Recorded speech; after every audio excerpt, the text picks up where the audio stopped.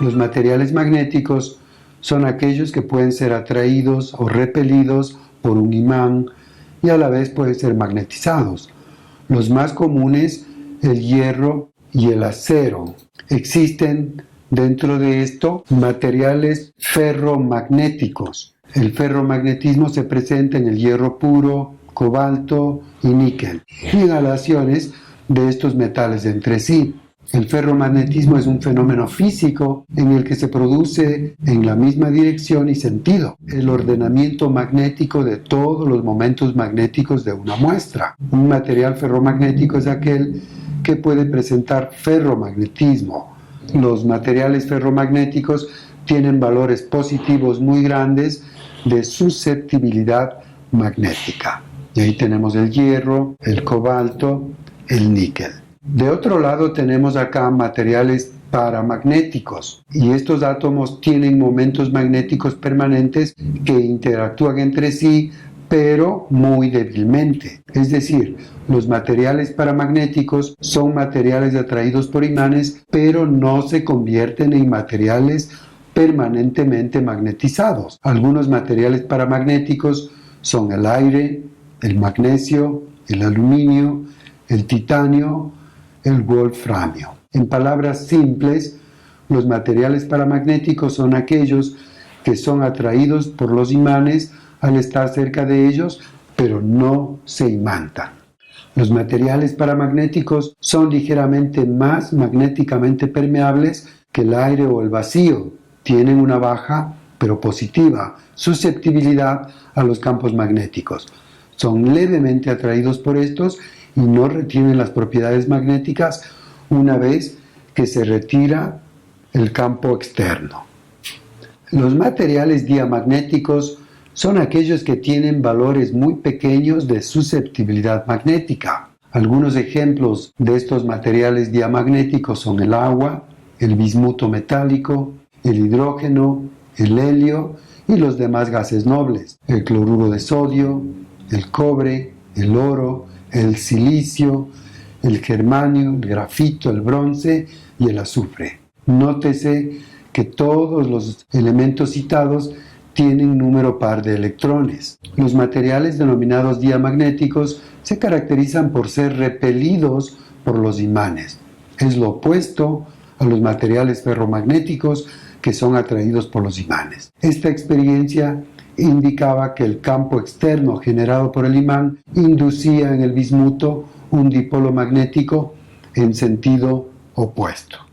Dentro de los materiales diamagnéticos destaca el bismuto porque este por cada electrón tiene 100.000 átomos, lo que lo convierte en un gran superconductor, lo que en la actualidad podría dar lugar a ser utilizado dentro de la producción de nueva generación de computadoras. En electromagnetismo, el diamagnetismo, como hemos dicho, es una propiedad de los materiales que consiste en repeler los campos magnéticos. Es lo opuesto a los materiales paramagnéticos. Estos son repelidos débilmente por los imanes. El magnetismo inducido en este caso desaparece si lo hace el campo aplicado. Todos los materiales poseen diamagnetismo, pero el término diamagnético solo se utiliza para aquellos en los que esta propiedad no está enmascarado por otro tipo de efecto magnético.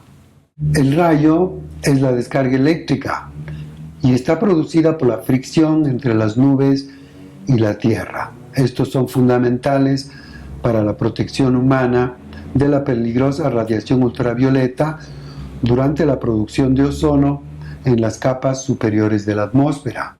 El fenómeno del rayo hace parte del proceso del ciclo del agua en la naturaleza, que se presenta a partir de la evaporación de mares, ríos, lagos, etc. El vapor asciende hacia las capas altas de la atmósfera, donde se condensa y forma las nubes. En este proceso se presentan colisiones o choques entre partículas cargadas eléctricamente que conforman concentraciones de cargas eléctricamente negativas y positivas que dan inicio al fenómeno del rayo. Adicionalmente, el rayo hace parte del ciclo del nitrógeno, sobre el cual se basa el suministro de este elemento a los seres vivos. Hola, les presento un rayo. Más de alguna vez tienen que haber visto uno, o al menos haber escuchado el crepitante sonido que siempre les acompaña. Pero, ¿cómo se producen los rayos? Porque no todas las nubes son tormentosas. Bueno, todo empieza con una corriente de aire tibio y húmedo. Esta corriente de aire, al ascender por las capas frías de la atmósfera, va acumulando su vapor de agua en forma de nubes verticales. El vapor de agua se acumula hasta formar lo que se conoce como un cúmulo nimbus, una nube gigantesca que tiene varios kilómetros de altura y por lo tanto grandes diferencias de temperatura. Mucho calor en la base y muy bajas temperaturas en la cima. Estas diferencias de temperatura provocan violentas turbulencias. El constante frotamiento de las partículas en la nube produce el ordenamiento de las cargas positivas en la cima de la nube y de las negativas en la base de esta. Estas cargas negativas en la nube inducen cargas positivas en el suelo. Mientras más cargas se ordenan en la nube, más cargas atraen en la Tierra, siguiendo a la nube por donde esta vaya. Cuando la carga eléctrica acumulada es lo suficientemente grande como para romper la resistencia del viento, ocurre la magia.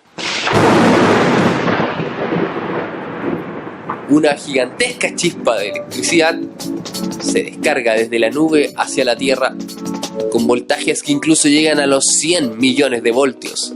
Es decir, los rayos son en realidad una gigantesca chispa de descarga estática.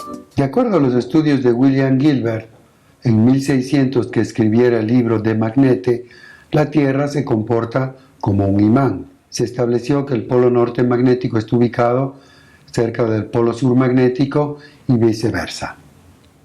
El hecho de que una brújula se orienta siempre con su polo norte magnético apuntando hacia el norte geográfico de la Tierra fue observado por primera vez por el médico y científico inglés William Gilbert en el año 1600, por lo que se concluyó que la Tierra funciona como un gigantesco imán permanente.